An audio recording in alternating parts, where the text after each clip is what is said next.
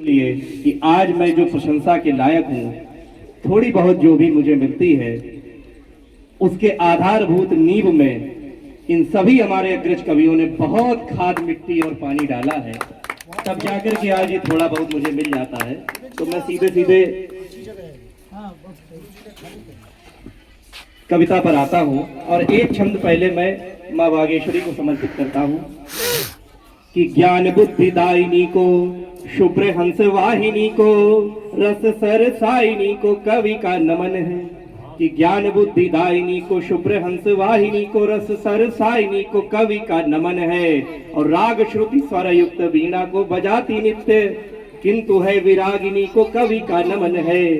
और कल्पना की देहरी पे भाव अल्पना सजाती काव्य की प्रदायिनी को कवि का नमन है। और सृष्टिकर्ता के दाहिने सदा विराजती है ऐसी बड़भागिनी को कवि का नमन है।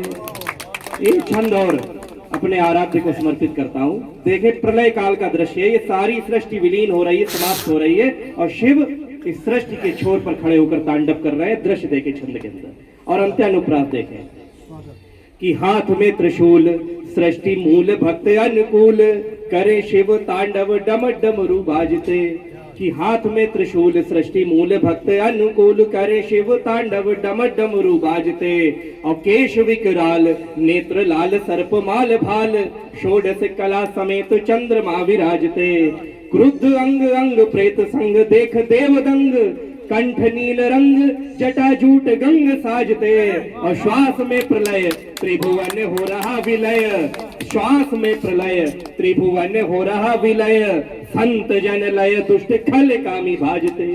कि श्वास में प्रलय त्रिभुवन हो रहा विलय, संत जन लय दुष्ट खल कामी भाजते। अपना अपना सुख और अपने अपने सुख की परिभाषा और अपने अपने सुखों के स्रोत सबके अलग अलग होते हैं। किसी को किसी में सुख मिलता है, किसी को किसी में सुख मिलता है। एक बार मैंने एक परिवार में बैठकर लोगों का इंटरव्यू लिया तो सबने बताया कि मुझे किसमें सुख मिलता है। मैं एक छंद आपके बीच रखता हूँ, देखें कि दादाजी से पूछा गया अपना बताओ सुख, दादा ने बताया सुख मिलता रजाई में। दादी ने बताया सुख बहू की बुराई में है, बहू ने बताया सुख निज प्रभुताई में। पोते से जो पूछा गया बोला शर्माते हुए, पोते से जो पूछा गया बोला शर्माते हुए, साथ वाली लड़की से रात बतियाई में। और बेटे से जो पूछा गया बोला शर्माते हुए, ताड़ने में दूसरे की सुंदर लुगाई में। ताली कम बजी, अगले बजाना। कुछ लोगों को सुख ससुराल में मिलता है, अपने घर में नहीं मिलता, ससुराल में जाके बड़े खुश होते हैं। तो ससुराल के वर्णन का एक छंद देखें कि कविता की कल्पना में कवि का कथन है कि अनुप्रास, कविता की कल्पना में कवि का कथन है कि ससुराल लगे जैसे चाशनी का घान है। सास है जलेबी जैसी छेने से ससुर जी है पत्नी तो मानो रसमलाई के समान है। कि कविता की कल्पना में कवि का, बड़ी देर से बोर हो रहे थे, थोड़ा इनके मतलब तो। कविता की कल्पना में कवि का कथन है कि ससुराल लगे जैसे चाशनी का घान है। सास है जलेबी जैसी छेने से ससुर जी पत्नी तो मानो रसमलाई के समान है। और साला मत वाला लगे बेसन के लड्डू जैसा, बोली में सभी के मीठे गुड़ की भरान है। और बाकी लोग लगते हैं डिब्बे सोने पापड़ी के, किंतु साली पूरे रसगुल्ले की दुकान है। जय हो।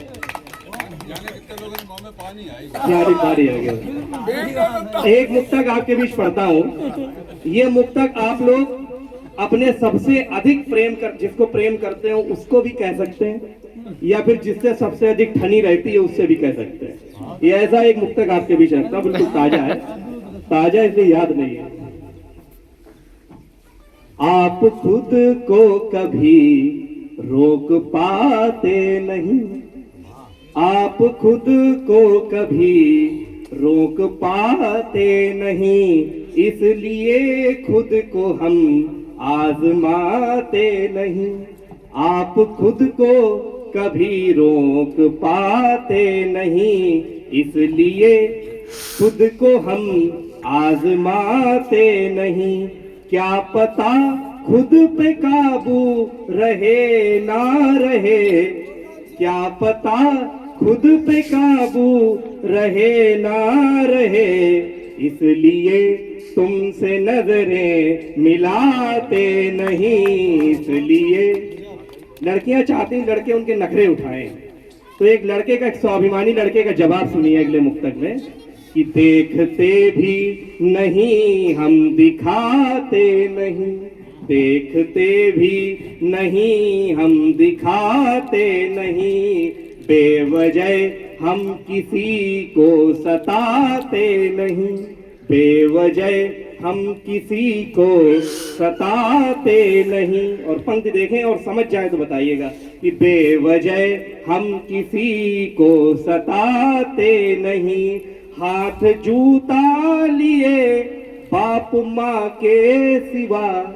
हाथ जूता लिए बाप माँ के सिवा, हम किसी के भी नखरे उठाते नहीं। हम मतलब उठाते हो तुम लोग, इसीलिए बजाय हम किसी, पुनः एक बार, हम किसी के भी नखरे उठाते नहीं। और कहना चाहूंगा कि गुमा करना नहीं खुद पर, गुमा करना नहीं खुद पर, ये जाके कह दो दरिये से, गुमा करना नहीं खुद पर, ये जाके कह दो दरिये से, अना जचती नहीं उन पर जो आते लोग जरिए से, अना जचती नहीं उन पर जो आते लोग जरिए से। और बहुत से लोग अपनी आंख से दुनिया दिखाते हैं, मगर चीजों को देखा कीजिए अपने नजरिए से, मगर चीजों को देखा कीजिए अपने नजरिए से। ये सब लोग बैठे सब स्कूलों में पढ़े होंगे, मैं तो अध्यापक हूँ। एक गीत आपके बीच रखता हूँ जो आपको स्कूलों की यादों की ओर ले जाएगा।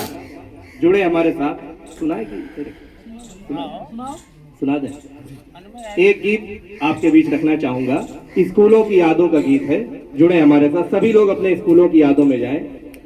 याद बहुत आएंगे ये स्कूलों वाले दिन, याद बहुत आएंगे ये स्कूलों वाले दिन, प्रतिदिन होती छोटी छोटी भूलों वाले दिन, याद बहुत आएंगे ये स्कूलों वाले दिन, प्रतिदिन होती छोटी छोटी भूलों वाले दिन, बातचीत शैतानी और बहानों वाले दिन, बातचीत शैतानी और बहानों वाले दिन, पकड़े जाने पर हाथों पर रूलों वाले दिन, याद बहुत आएंगे ये स्कूलों वाले दिन, प्रतिदिन होती छोटी छोटी भूलों वाले दिन।